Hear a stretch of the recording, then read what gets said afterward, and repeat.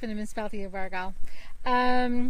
Today I'm in beautiful Quinnen, and we're sitting at the property of Tim Doucette, and we're going to have a little chat. Before I start, if you have any questions for Tim or questions for us, let us know. Scott will pass them on to us, and we'll answer them the best we can. So, like I said, welcome, Tim. Hi, Tim. Hey, hi, Charlene. Hi, everybody. Tim is the owner of the Deep Sky Eye Observatory.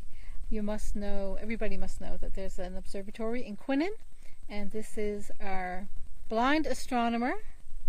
That's it. And although he's blind, he can certainly see the stars, and he knows a lot about the stars. And actually, Tim, before we talk about the observatory, you're in the paper this week. Yes. You went to, where did you go? I went to Nebraska. He was in USA. Nebraska. Yep. To view the solar eclipse, and I bet you had a much better view than I did in Pubnico. It was pretty spectacular. We had an incredible view. In fact, we had a gentleman with us by the name of Terence Dickinson, who is a very famous, he's sort of the grandfather of astronomy, amateur astronomy in Canada. And he was with us, and his exact words, we have it on film, saying, well, gentlemen, that was a perfect view. Wow. So he's seen 7 of them, and this was like the second best, between the first and second best that he's seen. So I only found out about the eclipse, I don't know, 2-3 weeks before. Maybe I found out years ago, I don't know. But how long have you been watching for that eclipse? Oh, we've had this booked for a year and a half. I knew about it about 4 years ago. So we started booking everything a year and a half ago to make sure we got our spot. Okay. I watched it actually in a selfie with Daryl LeBlanc, the manager of the Coastal Financial Credit Union. We looked a bit in his phone. We did a selfie thing. I did see a little bit, and then later on, you know, I was thinking, if I didn't know this was happening, I would have never seen a thing. So. Yeah, the difference between, even though for us it was about 50% or so, 50 to 60%, the only ways you'd really notice a whole lot, you may notice a slight temperature drop. You might look, if you were looking on the ground and you were looking at the shadows of the trees, instead of being like little circles, it would be little moons, like the sun shape. Yes, yeah. And same with your hands. If you were to make like a pattern with your hands, you'd get these little moon shapes. But other than that, really not a huge difference. I mean, if you have special glasses that you could have looked up, you would have seen where the moon is covering part of the sun.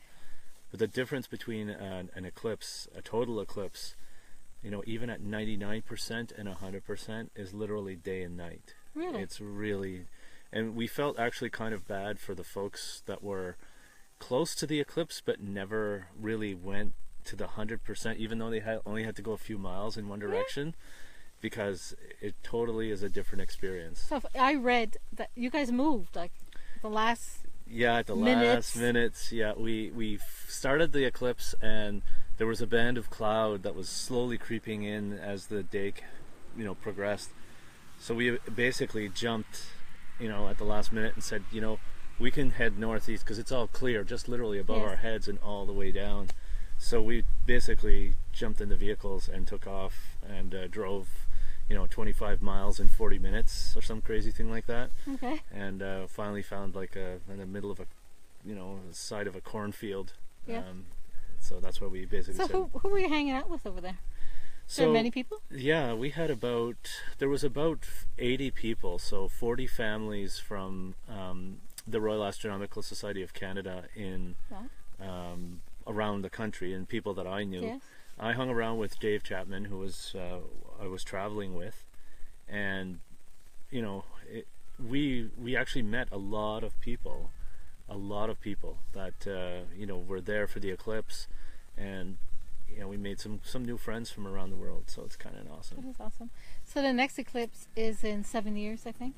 About 7 years. And we're going to see, I'm going to be a little more excited then, right? Yes. We're going to have a better view? That's right. We're going to, for us here, you'll have a little bit better view, but if you go to New Brunswick, you'll have totality. It'll be total eclipse, so we won't have far to go. So you're going to New Brunswick in 7 years? Oh yeah, I've got different points actually booked along the line, even going down to the U.S. Some people invited us to go down there to see the eclipse in that year. So if it happens to be that it's going to be cloudy in New Brunswick, we're heading south. Wow, be like a storm chaser, so if you're chasing the sun and the stars. That's literally what it felt like. The night before, we're all this big group, and we're all looking at the weather maps and all the predictions, and some people hightailed it during the night and drove 6 or 8 hours, to make sure they got a good view. But we were pretty confident that even the next morning it would be good. So our hunch was right, and we only had to go a very short distance. Well, that's exciting. Yeah. So let's talk a little bit about the observatory. I was by there today. You seem to, I don't know if you have been to the observatory, but it's on the Froughton Road. And Tim is with Deep Sky Eye, or he is the Deep Sky Eye, I guess, observatory. You can book a tour anytime. Online, they can book a tour. Yeah. So obviously, if it's not nice, you have to cancel or rebook. Yeah, we give people a choice if they even want to come for a visit, and we do different experiences. We have 2 right now that we're doing to discover the moon. Yes. Which is the last day for that will be Saturday, and then after that we take a week break because the moon is too bright. We generally don't do any stargazing when the moon is bright like that. Right.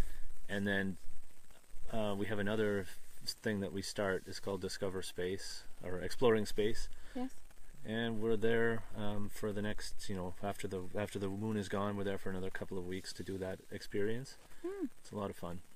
So I know I'm really jumping topics here. I'll go back to there's something going on at the observatory. You've got there's a driveway that continues on. What are you planning up there? Oh, I'm planning all kinds of things. We've had a lot of requests from visitors to stay overnight, and especially when you're going to look at the stars. Yeah, so there's a sleepover. Well, that's it, and people get they love to have the experience, but then to be able to have to drive half an hour anywhere else, it can be pretty taxing on people. So they want to sleep under the stars type of thing. We're in the process of building a cottage. We'll have skylights and that kind of stuff to be able to view the stars all night. We're looking to put a little campground.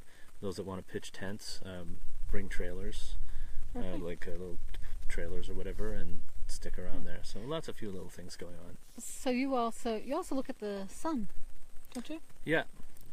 We have a special filter for the telescope that we can use to do solar observing. And that's pretty fun too. You get to see the sunspots and up close. That's awesome.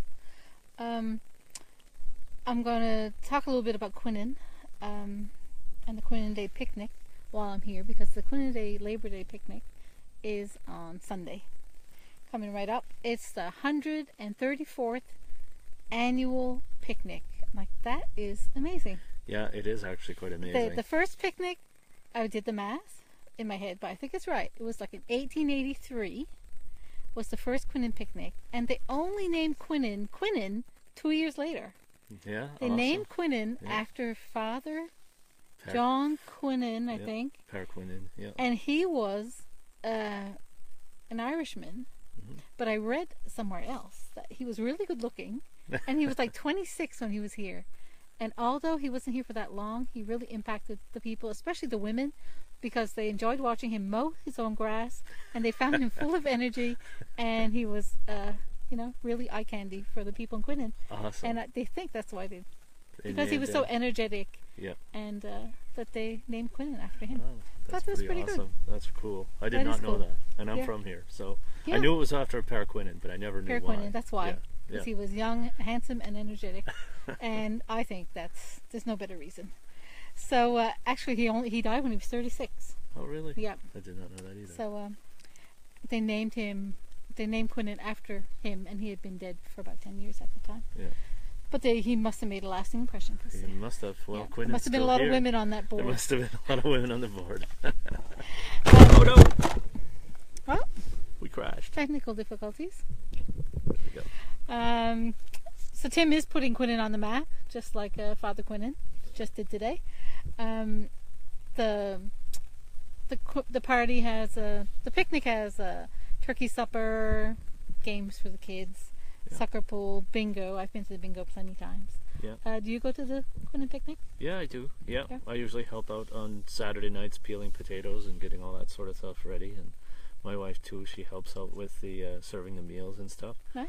And last year I brought a telescope just to look at the sun, give something extra for people to do, Oh, and that's nice. kind of advertise a little bit too. So it works out pretty good.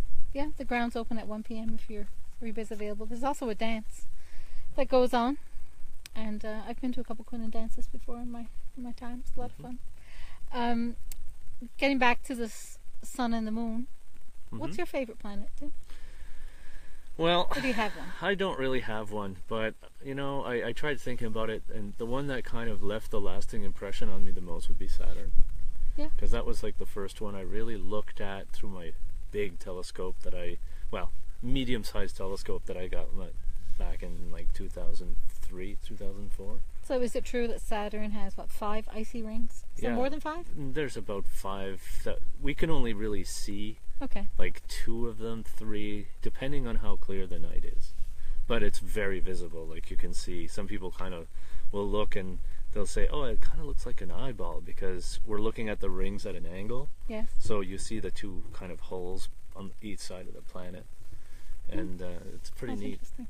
The size of those rings is what really kind of captivates. It's thousands and thousands and thousands of miles in diameter. Wow. But the rings themselves are only a couple of kilometers thick. So it Only. really, and we Yeah. can see it from here. And just Yeah. made up of ice and rocks, It's pretty cool. Yep. I always ask a personal question at the end. And my question is, what do you do in your spare time? Or do you always, I know and you've told me before that you've gone to the observatory when the conditions are right and you stay there all night. Yeah, that's You basically... can't seem to get out of there. So Yeah. what else do you do? That's pretty much it. No, I used to, I do a little bit of kayaking in the summer, Okay. in the daytime, and Good. a little bit of that, a little bit of bicycling, Good. a little bit of all that kind of stuff. But when it's clear out, I'm out stargazing, like after people leave Yes. the observatory, usually around 11:30. I'm usually there for another hour or 2, depending on if I have to get up for work the next day. Yeah. But Sure. just love it. Yeah. Have you had a lot of people this summer? Every night that we've had clear skies, we've been basically pretty much full. That's good. Pretty much full. And this isn't just a seasonal thing. I mean, That's the right. skies are beautiful in the winter as well. Yep. If Put on a you're jacket. if you're a diehard, you want to see something pretty different, because there's different things to see at different times of the year. That's right. So we're open all year. Yeah, pretty impressive. Thanks, Tim Doucette. Thanks for your time. You're welcome. My pleasure. Thanks everyone Thank for you. watching, and we'll see you next Thursday.